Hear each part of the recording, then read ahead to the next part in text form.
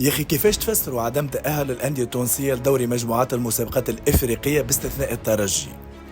الترجي اللي أكد تفوقه على رحمه في وغادوغو 1-0، ربح في الإياب 3-0 في ملعب حمادي العقربي برادس، أهداف جلاسي دانو والجبرية. ليتوال خرجت بعد ما خسرت الذهاب 2-0 ضد نيروبي يونايتد، اليوم خرجت بركلات الترجيح 7-6 رغم أنها ربحت المقابلة 2-0، أهداف ريان عنان والنوالي، ورغم الحضور الجماهيري الكبير غادرت المسابقة.